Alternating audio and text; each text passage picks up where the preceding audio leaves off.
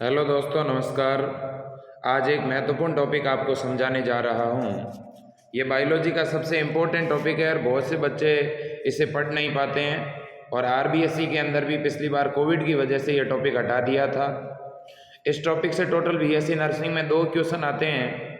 तो ये जो आपका टॉपिक है, इसका नाम है नाइट्रोजन मेटाबॉलिज्म। इसका नाम है नाइट्रोजन मेटाबॉलिज्म, यानी नाइट्रोजन उपापचय।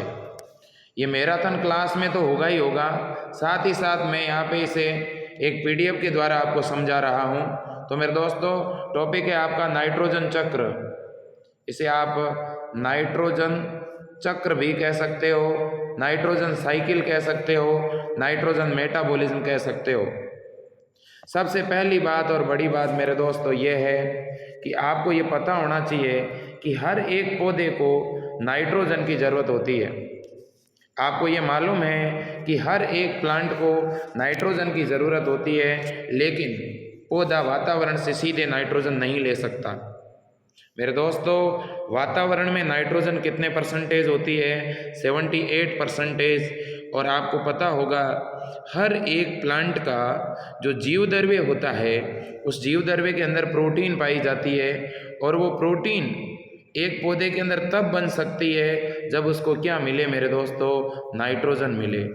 तो पौधे को हमें नाइट्रोजन उपलब्ध करवाना है ताकि वो न्यूक्लिक अम्ल बना सके, ताकि वो प्रोटीन, अमीनो अम्ल, एंजाइम, कार्बनिक एसिड बना सके। लेकिन मेरे दोस्तों, पौधा कभी भी रंध्रों के द्वारा सीधा नाइट्रोजन ग्रहण करके उसका स्वांगीकरण नहीं कर सकता, उसका यूज़ नहीं कर सकता। इसलिए पौधा जो है वो नाइट्रोजन का उपयोग हमेशा कब करेगा? मृदा से ग्रहण करके करेगा। तो मृदा के द्वारा हमेशा प्लांट जड़ से ही नाइट्रोजन यूज करता है। तो पौधे को जड़ के द्वारा नाइट्रोजन मिलेगी कैसे? याद रखना मेरे दोस्तों, जब मैं एक प्लांट की बात कर रहा हूँ तो पौधे के अंदर जो नाइट्रोजन युक्त जितने भी प्रकार के यौगिक होंगे वो 4 प्रकार से प्लांट के अंदर पाए जा सकते हैं। तो 4 प्रकार के नाइट्रोजन यौगिकों का उपयोग पौधा करता है। तो कौन से 4 प्रकार के? तो यहाँ पे उन चारों के मैं नाम लिखना चाहता हूँ मेरे दोस्तों, याद रखना। एक तो नाइट्राइट, एक तो कौन सा? नाइट्राइट। ये चारों नाम याद रखना, एग्जाम में क्वेश्चन आ सकता है। दूसरा नाइट्रेट, आपसे पूछा जा सकता है पादप किन 4 परिस्थितियों में नाइट्रोजन को यूज कर सकता है? नाइट्राइट के रूप में यूज कर सकता है, नाइट्रेट के रूप में यूज कर सकता है, या नाइट्रोजन युक्त यौगिक, या नाइट्रोजन युक्त यौगिक, ठीक है। और या फिर मेरे दोस्तों अमोनिया युक्त यौगिक, क्योंकि अमोनिया के अंदर भी तो नाइट्रोजन है। तो अमोनिया युक्त यौगिक। पहला बताओ, सबसे पहला एमसीक्यू आपके क्लियर हो रहा है कि नहीं हो रहा? पादप इन 4 तरीकों से नाइट्रोजन युक्त यौगिकों का उपयोग कर सकता है, नाइट्राइट के रूप में, नाइट्रेट के रूप में, अमोनिया युक्त यौगिक, या नाइट्रोजन युक्त यौगिक। पहली बात आपके समझ में आ गई। दूसरी बात है नाइट्रोजन चक्र है क्या?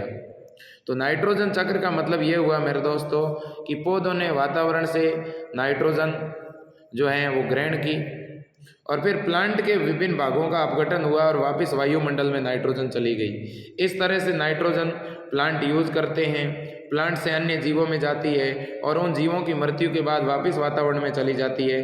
इस तरह का जो चक्रिक रूपांतरण है वही हमारा नाइट्रोजन चक्र है।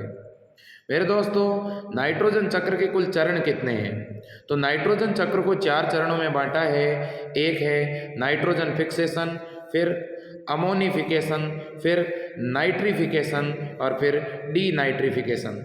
ये इसके 4 चरण हैं। संक्षेप में अगर मैं बात करूं तो नाइट्रोजन स्थिरीकरण में क्या होगा मेरे दोस्तों? नाइट्रोजन फिक्सेशन में क्या होगा? वातावरण की नाइट्रोजन को, वायुमंडल में जो नाइट्रोजन है मेरे दोस्तों, इसको हम सीधे नाइट्रेट या नाइट्राइट के अंदर बदलेंगे। तो वायुमंडल की नाइट्रोजन को आप सीधे नाइट्रेट या नाइट्राइट में बदलोगे तो उसको आप नाइट्रोजन स्थिरीकरण कहोगे। तो वातावरणीय नाइट्रोजन का स्थिरीकरण कौन कर सकते हैं? या तो कोई जैविक कारक कर सकते हैं, सूक्ष्म जीव जैसे बैक्टीरिया, नाम सुना होगा राइजोबियम, या मेरे दोस्तों कुछ अजैविक कारक भी होते हैं जो इस नाइट्रोजन का स्थिरीकरण करते हैं, जैसे बिजली का चमकना। ठीक है, तो ये एक आरेख आप ध्यान में रखो। देखिए, नाइट्रोजन स्थिरीकरण 2 तरह का हो सकता है। एक जैविक कारकों से, दूसरा अजैविक कारकों से। आज मैं आपको ये पूरा टॉपिक समझा रहा हूँ मेरे दोस्तों, तो इसलिए आपको अंत तक बने रहना है और ये जानकारी अधिक से अधिक शेयर करनी है। इसमें से जितने भी क्वेश्चन बनते हैं आपको हर हाल में अटेंड करने हैं, गलत नहीं करने हैं। तो नाइट्रोजन फिक्सेशन दो तरह का है, जैविक और अजैविक। आपसे पूछा कि बताओ, देखें नाइट्रोजन स्तरीकरण में अजैविक कारक कौन से हैं। एक तो वायुमंडलीय कारक है, तड़ित यानी बिजली का चमकना। दूसरा मेरे दोस्तों औद्योगिक कारक है। आपको पता है उद्योगों के अंदर रासायनिक उर्वरक बनाने में अपन हेबर विधि काम में लेते हैं, अमोनिया का निर्माण हेबर विधि से करते हैं, तो वहाँ पर भी उद्योगों के अंदर भी नाइट्रोजन का परिस्तरीकरण करते हैं। ठीक है ना। हेबर विधि को लेकर के आपके केमिस्ट्री में भी प्रश्न आता है कि अमोनिया बनाने की विधि क्या कहलाती है, तो क्या कहलाती है मेरे दोस्तों, हेबर विधि, याद रख लेना। इसके बाद में जैविक नाइट्रोजन स्तरीकरण जो सबसे ज़्यादा फेमस भी है मेरे दोस्तों, नाइट्रोजन स्तरीकरण में जैविक नाइट्रोजन स्तरीकरण। जैविक नाइट्रोजन स्तरीकरण का मतलब है सूक्ष्म जीवों के द्वारा होने वाला नाइट्रोजन स्तरीकरण। तो सूक्ष्म जीव दो तरह के होते हैं, एक सहजीवी, दूसरे असहजीवी। सहजीवी को हम सिम्बायोटिक कहते हैं मेरे दोस्तों। सहजीवी जो जीवाणु होते हैं वो तीन तरह के होते हैं। एक तो वायुजीवी। वायुजीवी का मतलब है मेरे दोस्तों जिनमें वायवीय श्वसन होता है, जिन्हें अपन एरोबिक बैक्टीरिया कहते हैं। इसमें एजेटोबैक्टर और एजोमोनास आता है। आप एजोबैक्टर याद रखना, परीक्षा में आ सकता है कि निम्न में से कौन सा असहजीवी जीवाणु है। तो असहजीवी एक तो है एजेटोबैक्टर, दूसरा है क्लोस्ट्रीडियम और तीसरा है नोस्टॉक और एनाबीना। नोस्टॉक और एनाबीना भी मेरे दोस्तों नीले हरे शैवाल है। फिर अवायवीय जीवाणु में कौन आता है, क्लोस्ट्रीडियम। तो अगर मैं आपसे प्रश्न पूछूं कि बताओ असहजीवी जीवाणु के रूप में कौन से तीन जीवाणुओं का ग्रुप काम करेगा, वायुजीवी, अवायुजीवी और नीले हरे शैवाल। एजेटोबैक्टर, क्लोस्ट्रीडियम और नोस्टॉक और एनाबीना। अब सहजीवी जीवाणु, सहजीवी जीवाणु मेरे दोस्तों या तो किसी पौधे की जड़ के अंदर सहजीवी के रूप में होंगे या किसी पौधे के स्तंभ के अंदर सहजीवी के रूप में होंगे। और ये गुलिकाओं का मतलब होता है एक गांठ, एक नोड बनाने का काम करते हैं। तो सहजीवी जीवाणु की अगर मैं बात करूं तो सहजीवी जीवाणु दो मुद्रा में हो सकते हैं और ये वेरी वेरी मोस्ट क्वेश्चन है और मैं दावे के साथ कहता हूं आपके बीएससी नर्सिंग में ये प्रश्न पक्का आएगा, याद रख लेना। यहां से ये प्रश्न 100% आएगा मेरे दोस्तों। प्रश्न को ध्यान से सुनो। उन जीवाणुओं के नाम बताओ जो मूल के अंदर सहजीवी के रूप में पाए जाते हैं, जड़ के अंदर। और आपने लेग्यूमिनेसी कुल के पौधों का नाम सुना होगा। उन लेग्यूमिनेसी कुल के पौधों की जड़ के अंदर राइजोबियम जीवाणु सहजीवी के रूप में पाया जाता है और नाइट्रोजन का स्तरीकरण करता है। इसके अलावा एक और बैक्टीरिया है जिसका नाम है ब्रेडी राइजोबियम। तो राइजोबियम एंड ब्रेडी राइजोबियम दोनों ही रूट नोड्यूल बनाते हैं मेरे दोस्तों, मूल ग्रंथि का बनाते हैं। लेकिन एजोराइजोबियम नाम का जो बैक्टीरिया है ये मेरे दोस्तों स्तंभ के अंदर, तने के अंदर नोड्यूल बनाता है, याद रख लेना। अगर प्रश्न ऐसे आए कि निम्न में से कौन सा बैक्टीरिया तने में सहजीवी के रूप में पाया जाता है, तो पौधे के तने में नोड्यूल कौन बनाएगा, एजोराइजोबियम। और रूट में नोड्यूल कौन बनाएगा, राइजोबियम एंड ब्रेजीराइडोबियम। इसके बाद में आगे चलते हैं। इसके बाद में देखो मेरे दोस्तों, जैविक नाइट्रोजन स्तरीकरण के अंदर मैंने थोड़ी सी एक जानकारी दी है। मैं जो काम की चीज़ है वही अंडरलाइन कर रहा हूँ। देखो तो मेरे दोस्तों जो सूक्ष्म जीव हैं, ऐसे सूक्ष्म जीव जो कि जैविक नाइट्रोजन स्तरीकरण में भाग लेते हैं, उन सूक्ष्म जीवों को बोलते हैं डाई एजोट्रॉफ। ये क्वेश्चन आपका 100% आ सकता है, याद रख लेना। डाई एजोट्रॉफ इन सूक्ष्म जीवों को कहते हैं। कौन से सूक्ष्म जीवों को, जो कि नाइट्रोजन स्तरीकरण में भाग लेते हैं। अब आप कहोगे सर इन्हें डाई एजोट्रॉफ क्यों कहते हैं, तो क्योंकि ये डाई नाइट्रोजन का यौगीकरण करते हैं। ठीक है, इसके बाद में यहाँ असहजीवी और सहजीवी के फिर से उदाहरण आ गए, लेकिन अभी मैंने ऊपर टेबल में जो उदाहरण बताए थे वही याद रखने हैं। असहजीवी में एक एजेटोबैक्टर याद रखो, एक क्लोस्ट्रीडियम याद रखो मेरे दोस्तों, और एक आपका याद रखो नीले हरे सेवालों में नोस्टॉक और एनाबीना। अब एक प्रश्न और आपको बता रहा हूँ मेरे दोस्तों, याद रखना, ये जो नीले हरे सेवाल होते हैं, ठीक है, ये मोनेरा जगत में आते हैं और ये कुछ इस तरह से इनके अंदर कोशिका एक दूसरे से जुड़ करके एक माला के जैसी संरचना बनाती है।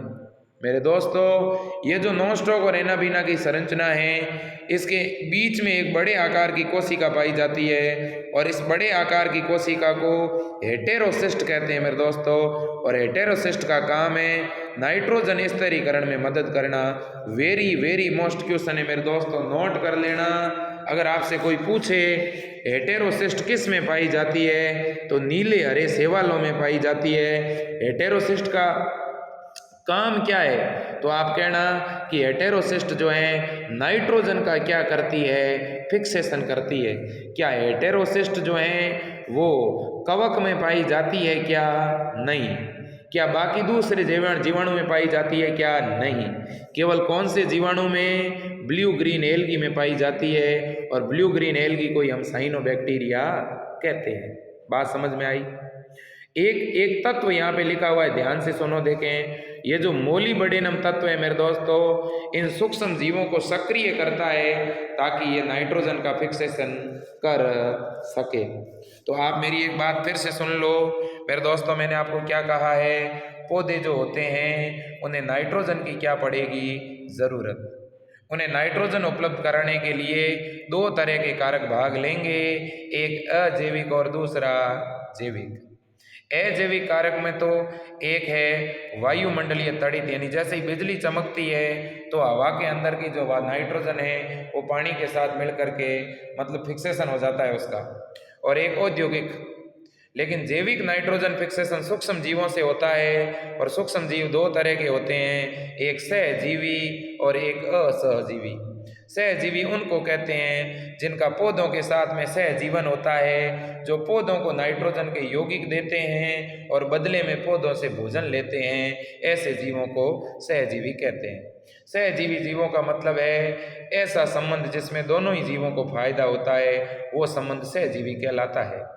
मेरे दोस्तों एक मिनट, मेरे दोस्तों याद रखना, असहजीवी का मतलब ये हुआ कि ये सूक्ष्म जीव मृदा के अंदर स्वतंत्र रूप से पाए जाते हैं। ये जो है मृदा के अंदर नाइट्रोजन के यौगिक डालते रहते हैं, लेकिन बदले में इनको पौधों से कुछ भी नहीं चाहिए, मतलब इनका पौधों के साथ सहजीवन नहीं होता। चलो ये बात आपके समझ में आ गई।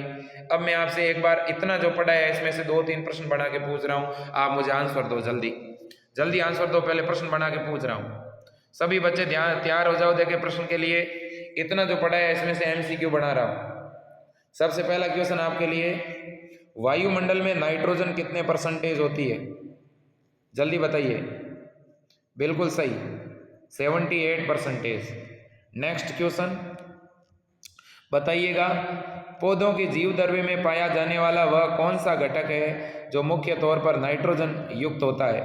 बताओ, कार्बोहाइड्रेट, लिपिड या प्रोटीन? तीनों में से कौन सा सही होगा? प्रोटीन, शाबाश, वेरी गुड। इसके बाद में अगला प्रश्न है आपके लिए, पौधे निम्न में से कौन सी मुद्रा में नाइट्रोजन के उत्पाद ले सकते हैं? नाइट्राइट सही है तो राइट बोल देना, नाइट्राइट, नाइट्रेट, नाइट्रोजन, N2। बताओ, पौधे N2 ग्रहण कर सकते हैं क्या? नहीं। नाइट्रेट हाँ, नाइट्राइट हाँ, तो याद रखना। इसके अलावा एक और प्रश्न, हेटेरोसिस्ट किस में पाई जाती है? जल्दी बताओ देखें, हेटेरोसिस्ट किस में पाई जाती है? हेटेरोसिस्ट किस में पाई जाती है? जल्दी बताओ देखें। नोस्टॉक और एनाबीना में। ये दोनों क्या है? नीले हरे शैवाल है, ब्लू ग्रीन एल्गी है।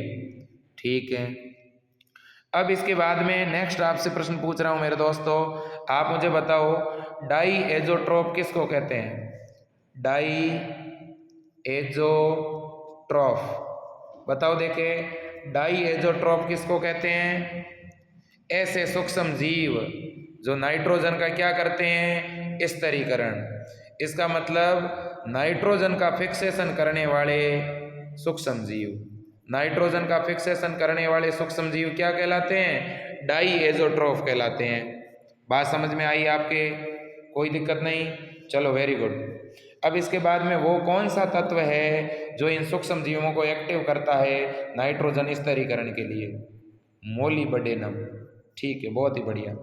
अब अपन बात करते हैं सहजीवी नाइट्रोजन स्तरीकरण की। असहजीवी की तो बात हो ही गई, अब बात करेंगे सहजीवी नाइट्रोजन फिक्सेशन की। किसकी, सहजीवी नाइट्रोजन फिक्सेशन की। सहजीवी नाइट्रोजन फिक्सेशन सबसे पसंदीदा प्रश्न होता है मेरे दोस्तों एग्जामिनर का, याद रखना। तो अब मैं बात कर रहा हूँ सहजीवी नाइट्रोजन स्तरीकरण की।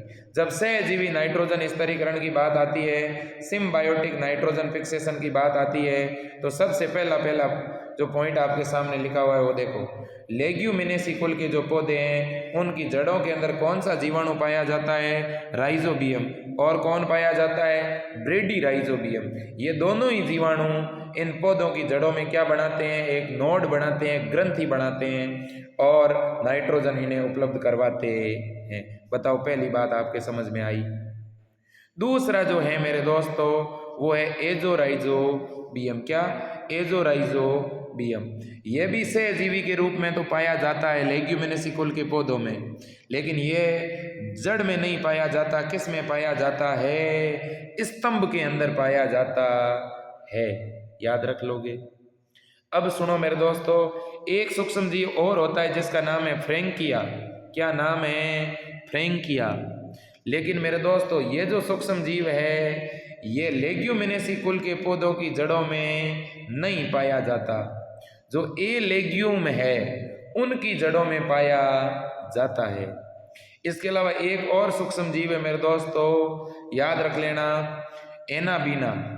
और ये एनाबीना किसके शरीर में पाई जाती है, ये एजोला नाम के टेरिडोफाइटा की जो पत्ती होती है उस पत्ती के अंदर, एजोला नाम के टेरिडोफाइटा की पत्ती के अंदर एनाबीना सेवाल पाई जाती है। और ये सेवाल क्या करती है, नाइट्रोजन का फिक्सेशन।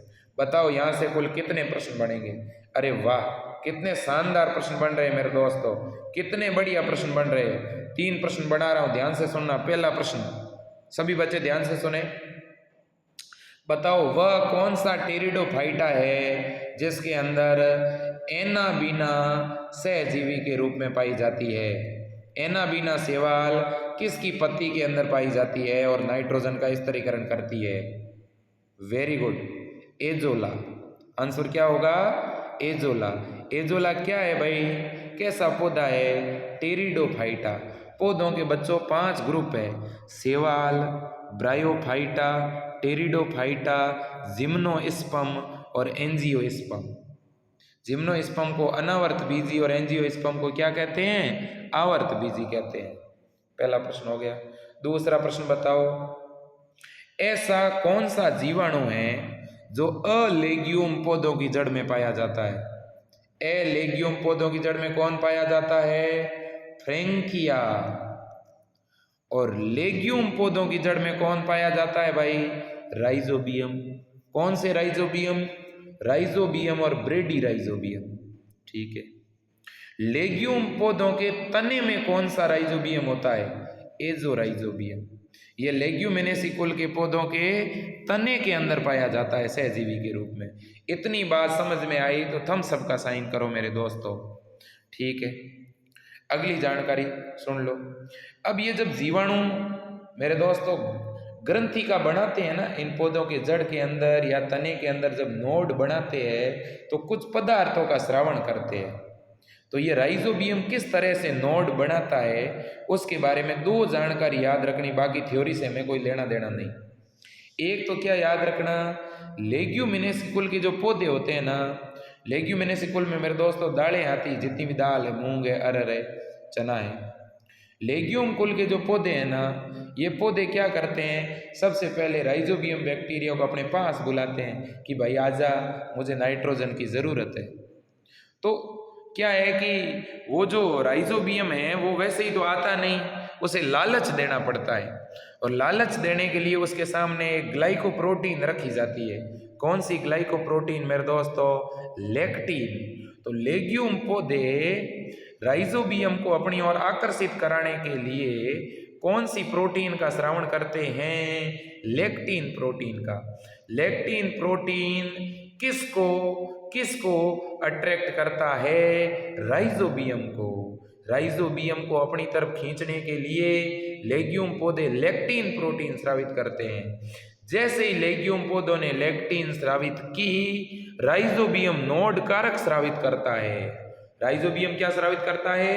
नोड कारक। नोड कारक का मतलब ऐसा कारक जो नोड बनाने में, गांठ बनाने में, जड़ के अंदर ग्रंथि बनाने में काम आएगा।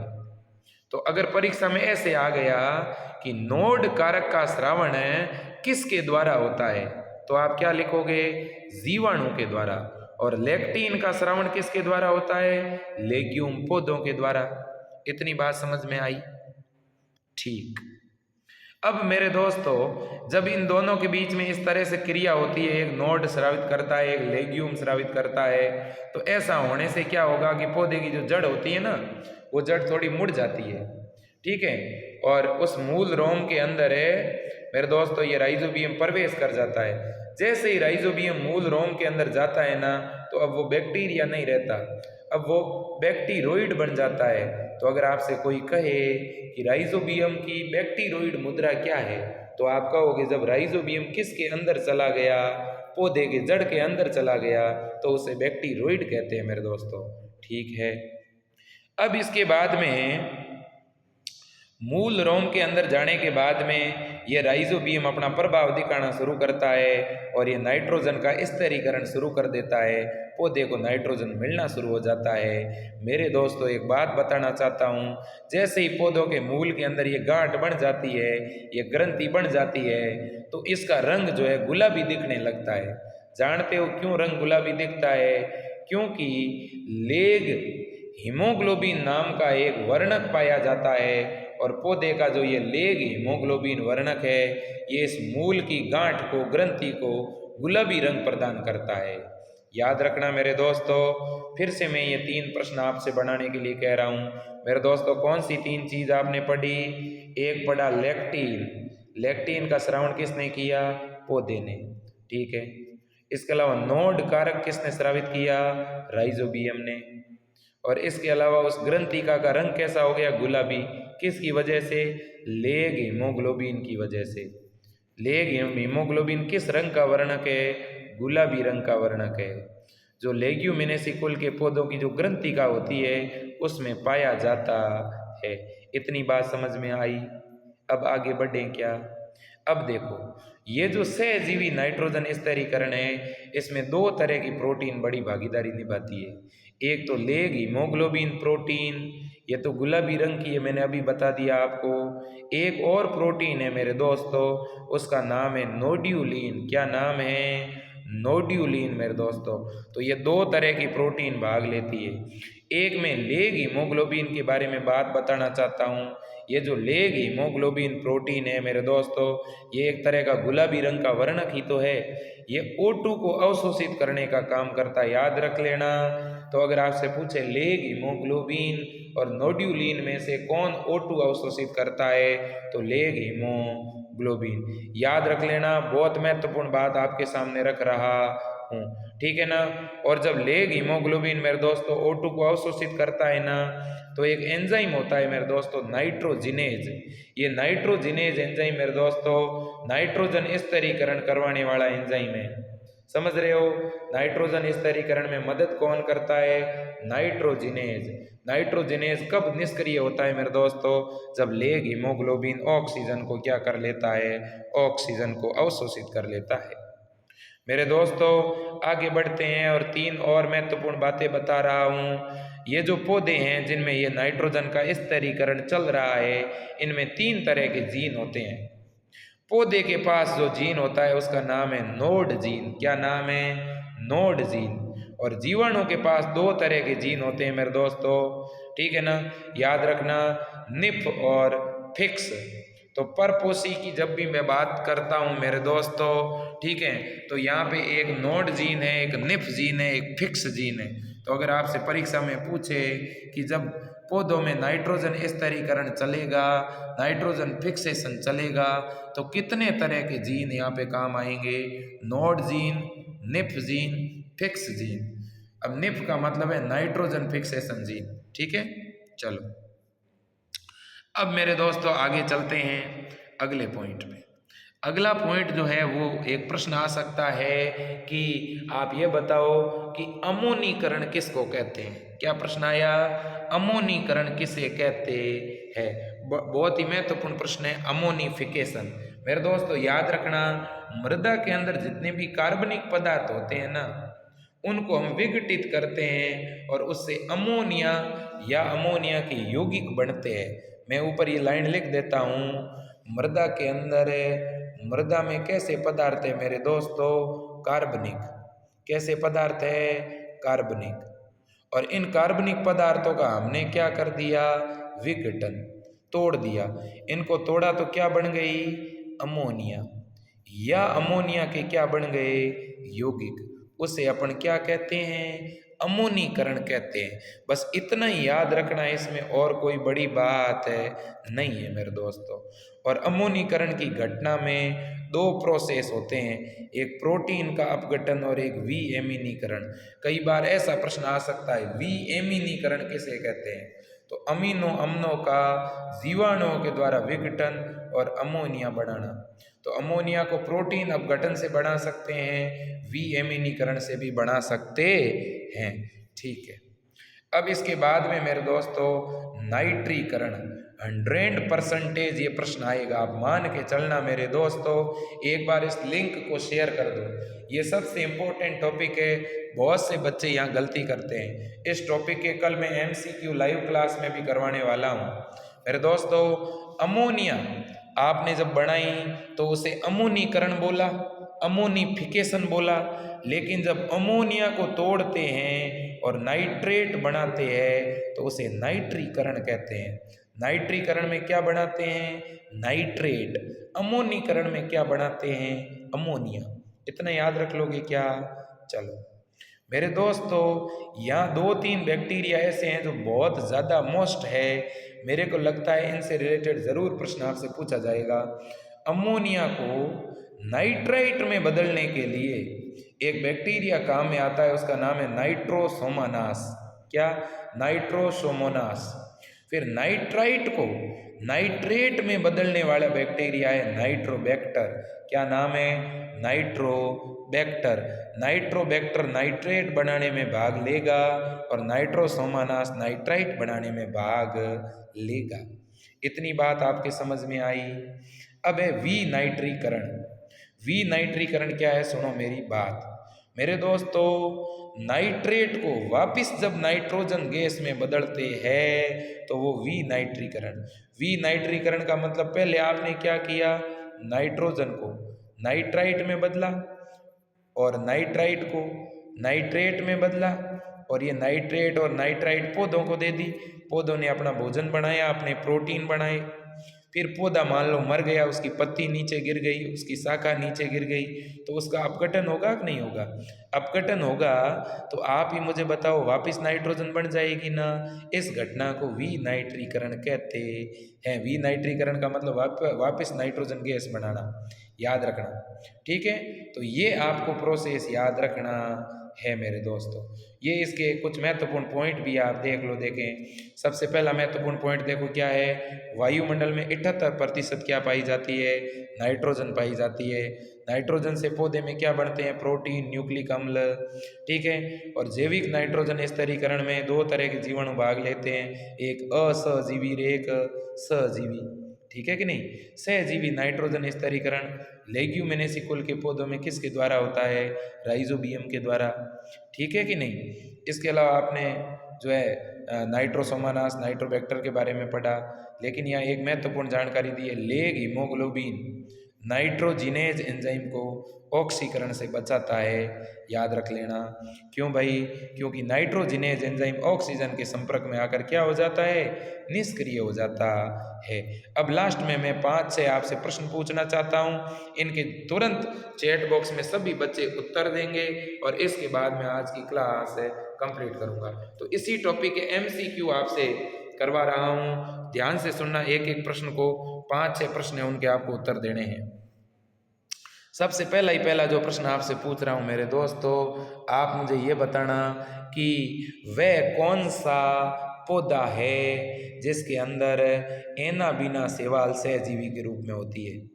जल्दी बताओ, एनाबीना शैवाल किस पौधे के अंदर सहजीवी के रूप में होती है? आपको उत्तर देना है। अगला प्रश्न आपसे पूछ रहा हूँ कि वो कौन कौन से जीन हैं जो कि पौधों में नाइट्रोजन फिक्सेशन के अंदर भाग लेते हैं? तो नाइट्रोजन फिक्सेशन जीन कौन से है, अभी मैंने बताए थे। ठीक है, अब सुनिएगा, लेग हीमोग्लोबिन जो है किसको ऑक्सीकरण से बचाता है? एंजाइम का नाम बताना है। वो एंजाइम कौन सा है जिसको लेग हीमोग्लोबिन ऑक्सीकरण से बचाता है? अगला प्रश्न है, लेग हीमोग्लोबिन का रंग कैसा होता है? कलर किस रंग का वर्णक है? जल्दी बताइए। अगला प्रश्न है आपके लिए कि निफ जीन, NIF जीन किसका फिक्सेशन करता है? निफ जीन किसका फिक्सेशन करता है? अगला प्रश्न है, नाइट्रोजन स्थिरीकरण करने वाले सूक्ष्म जीवों के लिए कौन सा तत्व जरूरी है? अभी बताया था मैंने उस तत्व का नाम, जल्दी बताओ। अगला प्रश्न है, विनाइट्रीकरण अगला प्रश्न है, वह बैक्टीरिया जो नाइट्रेट बनाने में भाग लेता है। अभी मैंने बताया था। और एक और प्रश्न, ये सारे प्रश्न नोट कर लेना मेरे दोस्तों। एक जानकारी पीछे बच गई जो बताना चाहता हूँ। ये जो नाइट्रोजिनेज एंजाइम होता है मेरे दोस्तों, याद रखना, नाइट्रोजिनेज एंजाइम जो हैं ये मोलिब्डेनम और आयरन तत्वों का बना हुआ है। नाइट्रोजिनेज एंजाइम ये आपके सामने रखना चाहता हूँ। आपसे पूछा जा सकता है कि जो ये नाइट्रोजिनेज एंजाइम है इसमें तत्व कौन से हैं? तो मोलिब्डेनम एंड आयरन, और एंजाइम है तो प्रोटीन तो इसमें होगा ही। तो प्रोटीन, मोलिब्डेनम और आयरन, ये तीनों चीज़ें नाइट्रोजिनेज एंजाइम में होती है। ठीक बात मेरे दोस्तों, ये बात आपके समझ में आई कि नहीं आई, आप मुझे बता दो। ठीक है, वेरी गुड। अब मैंने अभी थोड़ी देर पहले आपसे एक प्रश्न पूछा था कि पौधे एक ऐसी ग्लाइकोप्रोटीन स्रावित करते हैं जिससे कि जीवाणु उनकी तरफ आकर्षित हो जाते हैं। बताओ वो प्रोटीन कौन सी थी? वेरी गुड, शाबाश मेरे दोस्तों, आपके आंसर आ रहे हैं, अच्छी बात है, वो लैक्टीन थी।